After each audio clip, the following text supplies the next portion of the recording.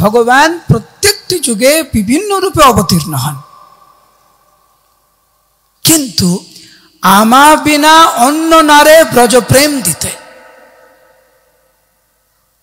অখিল বিশ্ব ব্রহ্মাণ্ডের মালিক পরম পুরুষোত্তম ভগবান সর্ব অবতারের অবতারী, কেবলমাত্র ব্রজেন্দ্র নন্দন কৃষ্ণ ব্রজ প্রেম দিতে পারে। রাম, নৃসিংহ, বরাহ, কুর্ম আদি অসংখ্য ভগবানের অবতার, তারা কিন্তু ব্রজ প্রেম দিতে পারে না। তারা বৈকুণ্ঠ ভক্তি দিতে পারে, অযোধ্যা ভক্তি দিতে পারে, কিন্তু সসুখ বাসনা শূন্য, স্বীয় দুঃখ নিবৃত্তি শূন্য, ঐশ্বর্য জ্ঞানহীন, কেবল প্রেম, ভগবানের প্রতি নিঃশর্ত ভালোবাসা। এই যে ব্রজ প্রেম, যা হচ্ছে কেবলমাত্র ব্রজের সম্পত্তি, এটা কেবলমাত্র অখিল বিশ্ব ব্রহ্মাণ্ডের মালিক পরম পুরুষোত্তম ভগবান স্বয়ং যখন অবতীর্ণ হন, ব্রহ্মার একদিনে দেহ একবার অবতীর্ণ হইয়া করেন প্রকট বিহার। ব্রহ্মার একদিনে পরম পুরুষোত্তম ভগবান কৃষ্ণ স্বয়ং আবির্ভূত হন, এবং সেই কৃষ্ণ ব্রজ প্রেম দিতে পারেন। ব্রহ্মার এই যে একদিন বললাম, যে ব্রহ্মার একদিনে দেহ একবার অবতীর্ণ হইয়া করেন প্রকট বিহার, এই যে ব্রহ্মার একদিন মানে 1000 সত্যযুগ, 1000 ত্রেতা যুগ, 1000 দাপর যুগ, 1000 কলিযুগ। এই 1000 দিব্য যুগে পরম পুরুষোত্তম ভগবান মাত্র একবার আবির্ভূত হন। অন্যান্য যুগে এই যে 1000 বার, 1000 দিব্য যুগে অসংখ্য অবতরণ করেন, ব্রজ প্রেম প্রদান করেন না।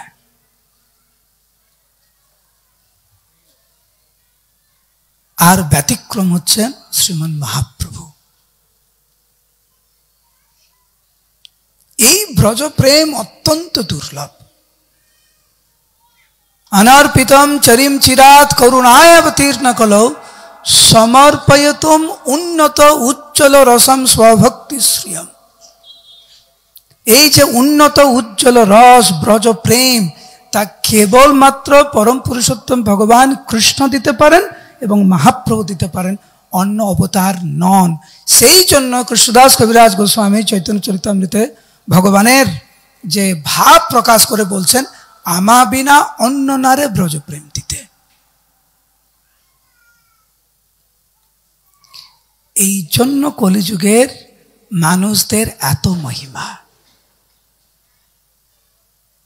সেই জন্য ব্যাসদেব বদ্রিকাশ্রমে সরস্বতী নদীর তীরে উনি ধ্যান করে যখন সরস্বতী নদীতে প্রবেশ করলেন স্নান করার জন্য, একবার ডুব দিচ্ছেন, ডুব দিয়ে বলছেন জয় কলিযুগের মানুষের জয়। আবার ডুব দিচ্ছেন, বলছেন জয় কলিযুগের মাতাজিদের জয়। এ কিরকম জয়ধ্বনি! মন্দহা সুমন্দ মতয়ো মন্দ ভাগ্য উপত্রিতা কলোর দোষ নিধে রাজন অস্তি এক মহৎগুণা। বিভিন্ন জায়গায় কলিযুগের প্রশংসা করা হয়নি। প্রায়েন অল্প উষা সভ্যা কলবস্মিন যুগে জনা মন্দহা সুমন্দ মতয়ো মন্দ ভাগ্য উপত্রিতা। কলিযুগের মানুষের আয়ু কম, মন্দ ভাগ্য, ধৈর্য নেই। দেখবেন এখানে কিছুক্ষণ বসে থাকবেন, ঘুম পাবে, তারপরে অন্য মানুষ হয়ে যাবেন। পড়াশোনাতে মন নেই, আমাদের জপতে মন নেই, ধৈর্য নেই, সহিষ্ণুতা নেই, আপন করার স্বভাব নেই, সব খারাপ অভ্যাসগুলো আছে। সেই জন্য কলির দোষ নিধি। কলি যুগ হচ্ছে দোষের সমুদ্র। এদিকে ব্যাসদেব সরস্বতী নদীতে এক ডুব দিচ্ছেন, বলছেন জয় কলিযুগ, জয় কলিযুগের মানুষের জয়, জয় কলিযুগের মাতাজিদের জয়। তো ব্যাসদেব যখন স্নান করে যখন আশ্রমে আসলেন, অন্যান্য মুনি ঋষিরা ব্যাসদেবকে জিজ্ঞাসা করছেন, আপনি তো বর্ণনা করেছেন, কলিযুগের বদনাম করেছেন, আপনিই তো করেছেন, আপনি আবার বলছেন জয় কলিযুগের জয়, জয় কলিযুগের মাতাজিদের জয়, এটা কেমন? তখন ব্যাসদেব যে কিভাবে শ্রীমান মহাপ্রভু এই কলিযুগে অবতীর্ণ হবেন এবং অকাতরে ব্রজ প্রেম বিতরণ করবেন, কোনো বাদ বিচার না করে সবাইকে আপন করে নেবেন শ্রীমান মহাপ্রভু। এবং হরে কৃষ্ণ কৃষ্ণ কৃষ্ণ হরে হরে, হরে রাম রাম রাম হরে হরে, এই হরে কৃষ্ণ মহামন্ত্র বিতরণের মাধ্যম দিয়ে কৃষ্ণ প্রেম বিতরণ করবেন এবং কলিযুগের মানুষ তা স্বীকার করবেন এবং বিশেষ করে মায়েরা তা স্বীকার করবেন, কারণ মায়েদের মন অনেক সরল, তারা ভগবানের প্রতি বেশি বিশ্বাস করে, ভগবানের এই শব্দগুলো ব্যবহার করা হয়েছে, ভগবানের অস্তিত্বকে তারা স্বীকার করে। সেই জন্য দেখবেন বিভিন্ন ধর্ম অনুষ্ঠানে মায়েদের সংখ্যা বেশি। এইখানে আমি যা দেখছি মায়েদের সংখ্যা বেশি, মায়েরা মনে হয় 60%, প্রভুরা মনে হয় 40%। এটা তো ব্যাসদেবের ভবিষ্যৎবাণী। কিন্তু আমাদের বুঝতে হবে মহাপ্রভু কি দিতে এসেছিলেন, নিঃশর্ত ভালোবাসা, যা আমাদের উপলব্ধি নেই। আমরা যাকে তথাকথিত ভালোবাসা বলি, আমি তোমাকে ভালোবাসি, আই লাভ ইউ, এই আই লাভ ইউ বা আমি তোমাকে ভালোবাসি, ভালোবাসা শব্দটা, লাভ শব্দটা আমরা তো এখন খুব সহজে ব্যবহার করি। কোনো জুতো পছন্দ, আই লাভ দিস শুজ, বলে না, এই জুতোটাকে আমার খুব ভালো লাগছে। এই কাপটা, ও আই লাভ দিস কাপ, আরে I love you, I love this cup, এক হয়ে গেল। এই সাউন্ডটা না খুব ভালো, I love this sound, I love this music, I love this decoration. ভালোবাসাটাকে আমরা কোথায় নামিয়ে নিয়ে এসেছি? আই লাভ দিস শুজ, এই জুতোটা খুব ভালো, আই লাভ দিস শুজ। তো ভালোবাসাটাকে আমরা জুতো স্তরে নামিয়ে নিয়ে এসেছি।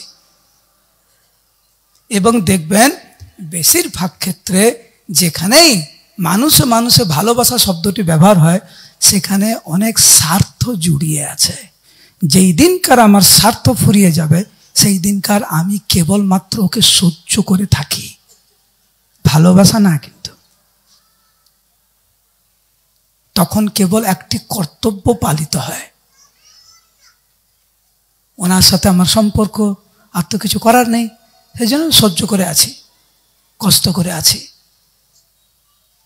কিন্তু মহাপ্রভু যেটা দিতে এসেছিলেন সেটা হচ্ছে নিঃশর্ত ভালোবাসা ভগবানের প্রতি, সসুখ বাসনা শূন্য, স্বীয় দুঃখ নিবৃত্তি শূন্য, ঐশ্বর্য জ্ঞানহীন কেবল প্রেম।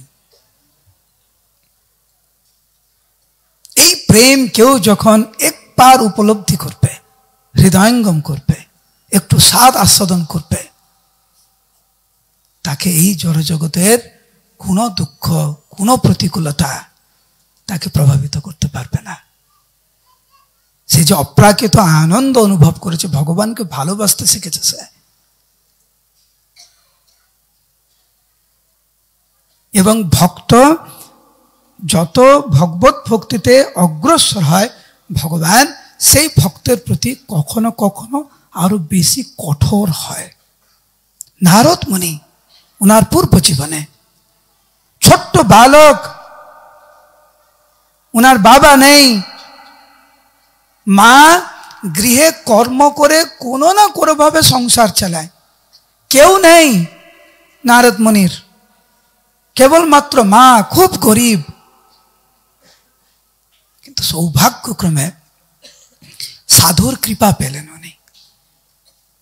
4 মাস ধরে সাধুদের মুখ থেকে হরিকথা শ্রবণ করার সৌভাগ্য পেলেন, সাধুদের উচ্ছিষ্ট পেলেন, দিব্য জ্ঞান পেলেন। সাধুরা চলে গেল, 4-5 বছর বয়স নারদ মুনির। ওনার মা সর্প দংশনে মৃত হলেন। একই রকম কৃপা, সাধুদের কৃপা পেলেন। আর তার মা, যাকে সম্বল করে উনি ছিলেন নারদ মুনি পূর্ব জীবনে, তিনিও দেহ রাখলেন। কিন্তু নারদ মুনি যখন দেখলেন ওনার মায়ের মৃতদেহ সামনে, 4-5 বছর বয়স মাত্র, ভগবানের বিশেষ আশীর্বাদ রূপে স্বীকার করলেন সেই পরিস্থিতি। কি করে সম্ভব? 5 বছরের বালক, যার বাবা নেই, ভাই নেই, বোন নেই, আত্মীয় স্বজন কেউ নেই, সবকিছু ছিল তার মা ছিল তার পৃথিবী। কিন্তু দৈবক্রমে যখন চলে যায় আর কেউ নেই, ভগবানের আশীর্বাদ রূপে স্বীকার করলেন সেই পরিস্থিতি। নারদ মুনির এই আধ্যাত্মিকতা, এই আধ্যাত্মিক উন্নত চেতনা ওনার ছিল, উপলব্ধি ছিল। ভক্তি জীবনে এগোনোর ফলে পরের জীবন উনি নারদ মুনি হলেন। ভক্ত যদি এগোতে চায়, পরীক্ষায় বসতে হবে। আমরা কালকে আলোচনা করছিলাম যে এই জড় জগতে যে কোনো বিভাগে যদি আমরা পারদর্শিতা লাভ করতে চাই, আমাদের পরীক্ষায় বসতে হবে। সে পড়াশোনার ক্ষেত্রে হোক, ব্যবসার ক্ষেত্রে হোক, সম্পর্কের ক্ষেত্রে হোক। বলো না, যাদের সম্পর্ক রয়েছে এখানে, ভাই বোন, বন্ধু, স্বামী স্ত্রী, আত্মীয় স্বজন, প্রতিনিয়ত আমাদের পরীক্ষা দিতে হয়, বুঝাতে হয় যে আমি তোমার পাশে আছি, আমি তোমাকে ভালোবাসি। একটু রাগ করলেই বলে তুমি আমাকে ভালোবাসো না, তখন তাকে অনেকভাবে বুঝাতে হয় তাকে, না না না আমি তোমাকে ভালোবাসি, আমি তোমাকে ভালোবাসি। পরীক্ষা দিতে হয়, পরীক্ষা দিতে হয়। কি করে আমরা ভাবছি একটা ডাক্তার হবো, ইঞ্জিনিয়ার হবো, 1000 পরীক্ষায় বসতে হয়। আর ভগবত প্রাপ্তি হতে চাই আমরা, ভগবত ধামে ফিরে যেতে চাই, পরীক্ষায় বসবো না? নিত্যকালের জন্য আমরা এই দুঃখ, কষ্ট, প্রতিকূলতাকে নিত্যকালের জন্য আমরা শেষ করতে চাইছি, পরীক্ষায় বসবো না? সাধনা করব না? পরিশ্রম করব না? কখনো কখনো মহাপ্রভু ভগবান ওনার ভক্তকে বেছে নেন কোনো বিশেষ শিক্ষা দেওয়ার জন্য। বাংলাতে একটা কথা আছে যে কখনো কখনো মা বৌমাকে শিক্ষা দেওয়ার জন্য নিজের মেয়েকে শাসন করে। উদ্দেশ্য কিন্তু বৌমাকে শাসন করা, কিন্তু বৌমা সবে এসেছে তো নতুন জায়গা থেকে, নতুন নিজের বাড়ি থেকে নতুন জায়গায় এসেছে, তো বৌমাকে এইভাবে শাসন করা যায় না। সেই জন্য বৌমাকে শাসন করার জন্য নিজের মেয়েকে শাসন করছে। ঠিক সেই রকম দেখবেন মহাপ্রভু ভগবান কৃষ্ণ কখনো কখনো নিজের পার্শ্বদেরকে বেছে নেন, ওনাদের মাধ্যম দিয়ে আমাদেরকে শিক্ষা দেন কি করা উচিত আর কি করা উচিত না।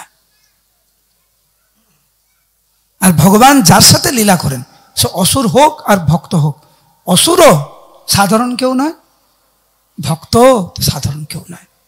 ভগবান কংসকে নিধন করেছেন, কংস সাধারণ কেউ? হিরণ্যকশিপুকে নিধন করেছেন, হিরণ্যকশিপু সাধারণ কেউ না। এরা তো ভগবানের দ্বারপাল, জয় বিজয় এরা। মহাপ্রভুর লীলায় মহাপ্রভুর লীলায় চাঁদ কাশি সাধারণ কেউ না, তো জয় বিজয়ের অবতার। আর মহাপ্রভুর যে সমস্ত ভক্তবৃন্দরা ওনার সাথে অবতীর্ণ হলেন, নিত্যানন্দ প্রভু কে ছিলেন? নিত্যানন্দ প্রভু কে ছিলেন? অদ্বৈত গোসাই, মহাবিষ্ণু এবং সদাশিব, শ্রীবাস ঠাকুর, নারদ মুনি, গদাধর পণ্ডিত, এনারা সাধারণ কেউ? বলরাম স্বয়ং, মহাবিষ্ণু, সদাশিব, নারদ মুনি, কৃষ্ণময়ী শ্রীমতী রাধারানী স্বয়ং। সেই রকম মহাপ্রভু একজন নিত্য পার্ষদ, যার নাম মুকুন্দ। তো মুকুন্দ ভগবানের ব্যক্তিগত গায়ক গোলক বৃন্দাবনে, উনি অবতীর্ণ হয়েছেন মহাপ্রভুর সাথে, এবং যাহার কীর্তনে নাচে চৈতন্য নিতাই। মুকুন্দ যখন কীর্তন করতেন, শ্রীমান মহাপ্রভু এবং নিত্যানন্দ প্রভু কৃষ্ণ প্রেমে পাগল হয়ে নৃত্য করতেন। সেই মুকুন্দের মাধ্যমে মহাপ্রভু একটি শিক্ষা দিলেন। এই শিক্ষাটা অত্যন্ত গুরুত্বপূর্ণ যদি আমরা ভক্তি জীবনে এগোতে চাই। মন দিয়ে শুনবেন, অনেক বড় লীলা, আমি সংক্ষেপে বলছি, অনেক লেট হয়ে গেছে, সংক্ষেপে বলছি। একদিন মহাপ্রভু শ্রীবাস অঙ্গনে ভক্তদেরকে এক এক করে নাম ধরে ডাকছে, নাম ধরে ডেকে তাদের অহৈতুকী কৃপা প্রদান করছেন, প্রেম প্রদান করছেন। সবাইকে ডাকছেন, মুকুন্দকে ডাকছে না। কেমন লাগবে বলুন আপনাদের? যে গুরুদেব যদি এখানে বসে সবাইকে ডাকছে নাম ধরে ধরে, শুধু আপনাকে ডাকছে না, কেমন লাগবে? তো মুকুন্দের খুব খারাপ লেগেছে। মুকুন্দ ঘরের বাইরে, যেহেতু মহাপ্রভু ডাকছে না, ঘরের ভিতরে প্রবেশ করার সাহস পাচ্ছে না। মুকুন্দ বাইরে দাঁড়িয়ে দাঁড়িয়ে অঝরে বালকের ন্যায় ক্রন্দন করছেন। শ্রীবাস ঠাকুর দেখছেন এটা তো ঠিক হচ্ছে না। ভগবান সবাইকে ডাকছেন, সবাইকে আশীর্বাদ করছেন, সবাইকে প্রেম দিচ্ছেন। মুকুন্দ সবার প্রিয়, মহাপ্রভুরও প্রিয়, তো আজ কেন মুকুন্দ কেন ভগবানের কৃপা থেকে বঞ্চিত? কেন বালকের ন্যায় বাইরে বসে ক্রন্দন করছেন, উচ্চস্তরে ক্রন্দন করছেন? তা আমার বাড়িতে এইভাবে হচ্ছে তো ঠিক না, অন্যায় হচ্ছে মনে হচ্ছে। তো শ্রীবাস ঠাকুর একটু সাহস করে মহাপ্রভুর কাছে গেলেন, সবার সামনে অত্যন্ত বিনম্র চিত্তে বললেন, শ্রীবাস বলেন, শুনো জগতের নাথ, মুকুন্দ কি অপরাধ করিল তোমাত? হে প্রভু জগন্নাথ, হে মহাপ্রভু, তুমি করুণার সিন্ধু, তুমি তো জগতের নাথ, মুকুন্দ কি করেছে? তুমি মুকুন্দকে কেন কৃপা করছো না? মুকুন্দ তোমার প্রিয়তম, সবার প্রাণ। মুকুন্দ কেবল তোমার প্রিয় না, মুকুন্দ আমাদের প্রাণ স্বরূপ। কেবা নাহি ধ্রুবে শোনো মুকুন্দের গান, কার হৃদয়ে প্রেম জাগরিত হয়নি মুকুন্দের কীর্তন শ্রবণ করে? এই রকম মুকুন্দকে তুমি কেন বঞ্চিত করছো প্রভু? ভক্তি পরায়ণ, সর্বদিকে সাবধান। সাধনা ভক্তিতে মুকুন্দ অত্যন্ত পারদর্শী, অত্যন্ত সাবধান সে। ঠিক আছে, আমি বুঝতে পারছি মুকুন্দ কিছু ভুল করেছে হয়তো। হে প্রভু, মুকুন্দ তো তোমারই সন্তান, সে তো তোমারই ভক্ত। সে যদি অপরাধ করে থাকে তাকে ডাকো, তাকে খুলে বলো তুমি এই ভুল করেছো, তাকে সংশোধনের একটা সুযোগ দাও। কিন্তু তুমি তাকে না বলে সে কি অপরাধ করেছে তাকে সংশোধনের সুযোগ না দিয়ে, অপরাধ না দেখিয়ে করো অপমান। তুমি তাকে অপমান করছো একদিকে। তো শ্রীবাস ঠাকুর এগুলো বলছে ঠিকই, মনে অনেক সাহস জগিয়ে এটা বলছে, কারণ যেহেতু মুকুন্দ অনেক ক্রন্দন করছিল, তো ওই ক্রন্দন দেখে শ্রীবাস ঠাকুরের মন পুরো গলে গেছে। সেই জন্য মহাপ্রভুকে এরকম বলছে, প্রভু তুমি যদি ওকে না ডাকো সে তো আসবে না তোমার সামনে, দয়া করে তাকে কৃপা করো তুমি। এইবারে অনেক বিনম্র চিত্তে শ্রীবাস ঠাকুর মহাপ্রভুর চরণে প্রার্থনা করছেন, তুমি না ডাকিলে না রে সম্মুখ হইতে, দেখো তোমার প্রভু বলো জানো মতে। কিন্তু মহাপ্রভুর প্রতিক্রিয়া পুরো বিপরীত। একদিকে শ্রীবাস ঠাকুর অত্যন্ত বিনম্র চিত্তে মহাপ্রভুর কাছে প্রার্থনা করছেন মুকুন্দের জন্য, কিন্তু বিনম্র প্রার্থনা শুনে শ্রীমান মহাপ্রভু ক্রোধান্বিত হলেন। খবরদার, মহাপ্রভু বললেন, তুমি মুকুন্দের হয়ে আমার কাছে কিচ্ছু বলতে আসবে না। প্রভু বলে, হেন বাক্য কভু না বলিবা, ও বেটার লাগি মরে কভু না সাধিবা। ওর হয়ে আমাকে কিচ্ছু বলবে না তুমি। ভক্তরা অবাক হলেন, শ্রীবাস ঠাকুরের বিনম্র প্রার্থনার প্রতিক্রিয়া মহাপ্রভুর এত ক্রোধ কেন? মহাপ্রভু এরপরে বুঝাচ্ছেন, আপনারা দয়া করে সবাই মন দিয়ে শুনুন, বলুন হরে কৃষ্ণ হরে কৃষ্ণ। মায়েরা হরে কৃষ্ণ বলছে না, শুধু মায়েরা বলবেন। মায়েরা প্রসাদ পেয়েছেন, দুপুরে প্রসাদ পেয়েছেন, তবুও হ্যাঁ বলছে না। এখানে তো মনে হয় 1000 মাথায় আছে মনে হচ্ছে। উচ্চস্বরে বলুন মাতাজিরা হরে কৃষ্ণ। আপনাদের মনে হচ্ছে 1000 মাতাজি আছে মনে হচ্ছে না? 4-5 জন আছে উচ্চস্বরে বলুন হরে কৃষ্ণ। সবাই একসাথে হরে কৃষ্ণ। মন দিয়ে শুনুন, মহাপ্রভু কেন এত ক্রোধান্বিত হলেন? কারণ মহাপ্রভু যেই উদ্দেশ্য নিয়ে এই জগতে আবির্ভূত হয়েছিলেন, নির্মল প্রেম, সেটা আপাত দৃষ্টিতে মুকুন্দ মিশিয়ে ফেলেছে। এই যে অনর্পিতম চরিম চিরাত করুণায় অবতীর্ণ কলো সমর্পয়েতুম উন্নত উজ্জ্বল রস, যে ব্রজ প্রেম, ব্রজের সম্পত্তি, যে কৃষ্ণ প্রেম, ব্রজ প্রেম যে দিতে এসেছিলেন, সেটা আপাত দৃষ্টিতে মনে হয়েছে মুকুন্দ একটু মিশিয়ে ফেলেছে। সেই জন্য মহাপ্রভু এত ক্রোধান্বিত হলেন।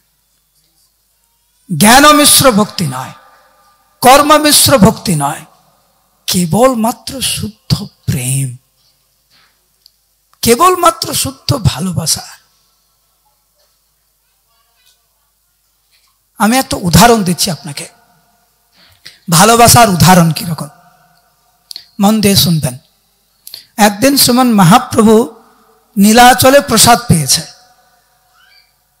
আর ওই দিনকার লীলাচলে মহাপ্রভু একটু মনে হয় বেশি প্রসাদ পেয়ে নিয়েছে।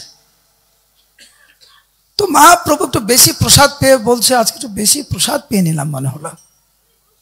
লীলাচলে মহাপ্রভু প্রসাদের পরে কিছুক্ষণ একটু বিশ্রাম করতেন এবং গোবিন্দ মহাপ্রভুর সেবক মহাপ্রভুর পদ সেবা করতেন। মহাপ্রভু যখন একটু বিশ্রামে যেতেন, যখন ঘুমিয়ে যেতেন, তখন গোবিন্দ এসে প্রসাদ পেতেন, তার আগে না। মহাপ্রভুকে আগে গোবিন্দ প্রসাদ পরিবেশন করতেন, মহাপ্রভু যখন শুয়ে থাকতেন গোবিন্দকে পদসেবা করতেন, মহাপ্রভু যখন বিশ্রামে যেতেন তখন গোবিন্দ এসে প্রসাদ পেতেন। এটা ছিল নিয়ম। তো মহাপ্রভু প্রসাদ পেয়ে বলছে, গোবিন্দ আজকের আমি নড়তে পারছি না, এত প্রসাদ পেয়েছি। যে গম্ভীরাতে যে ঘরটা ছিল, সেই ঘরের ঢুকেই দরজাতেই মহাপ্রভু শুয়ে গেছে, দরজাতেই শুয়ে গেছে। তো গোবিন্দ হাত ধুয়ে টুয়ে মহাপ্রভু পদসেবা করতে এসে ঘরে ঢুকতে পারছে না, কি করে ঘরে ঢুকবে? মহাপ্রভু তো দরজায় শুয়ে আছে। তখন মহাপ্রভুকে গোবিন্দ বলছে, প্রভু তো দয়া করে একটু সরবেন। বলছে, আমি সরতে পারছি না। না কেন প্রভু? না এত প্রসাদ পেয়েছি, আমি সরতে পারছি না। তাহলে আমি কি করে সেবা করব? তোমার পদসেবা কি করে করব? সেটা তোমার ব্যাপার, আমি সরতে পারছি না। গোবিন্দ ভাবছে সেবা তো করতে হবে আমাকে। নিঃশর্ত ভালোবাসা দেখুন, প্রেম কাকে বলে দেখুন। গোবিন্দ চিন্তা করলেন মহাপ্রভুর পদসেবা তো আমাকে করতেই হবে আমাকে। গোবিন্দ নিজের চাদর নিলেন, চাদর নিয়ে মহাপ্রভুর অঙ্গে দিয়ে দিলেন, অঙ্গে দিয়ে মহাপ্রভুকে ডিঙিয়ে গেলেন, চাদর দিয়ে ডিঙিয়ে গেলেন, ডিঙিয়ে চাদরটা নিয়ে নিলেন, নিয়ে মহাপ্রভুর পদসেবা করছে।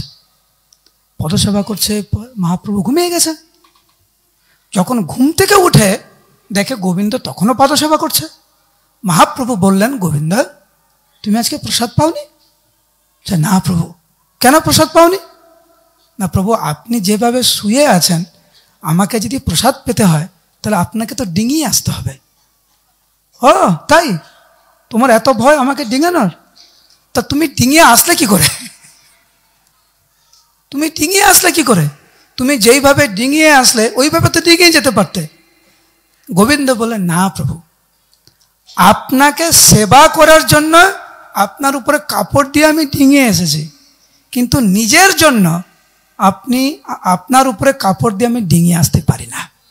হরি বল। এই হচ্ছে প্রেম। যদি জ্ঞান মিশ্র ভক্তি থাকতো, গোবিন্দ কিন্তু মহাপ্রভুর উপরে কাপড় দিয়ে মহাপ্রভুকে ডেঙাতে পারতো না। যেহেতু নিঃশর্ত প্রেম, কেবল ভালোবাসা, শুদ্ধ ভালোবাসা ছিল, সেই জন্য গোবিন্দটা করতে পারলেন। আর যেহেতু পূর্ণরূপে গোবিন্দ মহাপ্রভুকে ভালোবাসেন, সেই জন্য কাপড় দিয়ে গোবিন্দ কিন্তু ডেঙালেন না। মহাপ্রভু শ্রীবাস ঠাকুরকে বললেন যে মুকুন্দ সব মিশিয়ে ফেলেছে। কিরকম? তখন উনি বললেন, প্রভু বলে, ও বেটা, যখন যেথা যায় সেই মতো কথা কই তথায় মিশয়। মানে যখন কর্মীদের কাছে যায়, কর্মীদের সাথে মিশেই বলে কর্মশ্রেষ্ঠ। যখন জ্ঞানীদের কাছে যায়, জ্ঞানীদের সাথে মিশেই বলে জ্ঞান শ্রেষ্ঠ। যখন আমাদের সাথে আসে, আমাদের সাথে মিশে বলে ভক্তি শ্রেষ্ঠ। বাংলা একটা কথা আছে না, যেদিকে যেমন হাওয়া বয়, এরকম মিশিয়ে ফেলেছে সে। কিন্তু তুমি জেনে রাখো, এবারে মহাপ্রভু জোরে করে বলছে যে জেনে রাখো যে ভক্ত যখন এই ভক্তিকে যখন মিশিয়ে ফেলে তখন আমি খুব কষ্ট পাই, কিন্তু ভক্ত যখন শুদ্ধভাবে যখন আমাকে ভালোবাসে, আমাকে আরাধনা করে, আমি তখন অত্যন্ত আনন্দিত হই। এই জন্য আমাদেরকে অত্যন্ত সতর্ক হতে হবে যে আমরা যে ভক্তি জীবন যাপন করছি সেটা যেন শুদ্ধ থাকে, এর মধ্যে যেন কামনা বাসনা, আত্মকেন্দ্রিক জীবন। একটি হচ্ছে আমার আজকে ছানা সবজি খাওয়ার ইচ্ছা হচ্ছে, সেই জন্য আমি ছানা সবজি করে ভগবানকে ভোগ লাগাচ্ছি, এটা একটা দিক। আরেকটা দিক হচ্ছে ভগবান দুগ্ধজাত পদ পছন্দ করে, সেই জন্য ছানা সবজি আমি ভগবানকে অর্পণ করে প্রসাদ আমি পাচ্ছি। পার্থক্য বুঝতে পারছেন? আজকের পিঠা খাওয়ার ইচ্ছা, এ পিঠা বানা রে, পিঠা বানা। আজকে বিবাহতে যাবেন, কত কন্ডিশন, প্রথমত টাকা পয়সা দিয়ে শুরু, এত টাকা লাগবে, এত গয়না লাগবে, এটা লাগবে, ওটা লাগবে, হ্যাঁ কত কিছু। তারপরে দুদিন পরে যেহেতু ওটা নিঃশর্ত নয়, দিনের শেষে কেবলমাত্র কর্তব্য হয়ে থাকে, অ্যাজ এ ডিউটি। মহাপ্রভু যেটা দিতে এসেছেন নিঃশর্ত ভালোবাসা। মা রবি রাখ হবি जो ইচ্ছা তোহারা। হে কৃষ্ণ, হে আমার প্রভু, তুমি আমাকে রাখো, তুমি আমাকে মারো, তুমি আমার প্রাণনাথ। মহাপ্রভু বললেন, আশ্লিষ্যবা পাদরতম পেনুষ্টুমাম অদর্শনম মর্মহতম করোতু বা যথা তথা বা বিদধাতু লম্পটো মৎ প্রাণস্তু স এব নাপরাহ। হে প্রভু, হে আমার প্রাণনাথ, তুমি আমাকে আলিঙ্গন করো আর তুমি আমাকে লাথি মারো, তুমি আমার প্রাণনাথ। একে বলে নিঃশর্ত ভালোবাসা। এই জগতের ভালোবাসা, তুমি আমাকে ভালোবাসো, খুব ভালো, আমি তোমাকে ভালোবাসি। দুদিন পর তুমি আমাকে ভালোবাসো না, ঠিক আছে, আমি তোমাকে ভালোবাসি, ঠিক আছে। এটা হচ্ছে এই জগতের। আর ভগবত ভক্তি হচ্ছে তুমি আমাকে ভালোবাসো আর না বাসো, হে কৃষ্ণ তুমি আমার প্রভু, তুমি আমার প্রাণনাথ। মহাপ্রভু এই প্রেম, ব্রজ প্রেম এই জগতে দিতে এসেছেন হরিনামের মাধ্যমে। দু হাত তুলুন সবাই এবং বলুন, হরে কৃষ্ণ কৃষ্ণ কৃষ্ণ হরে হরে, হরে রাম রাম রাম রাম হরে হরে।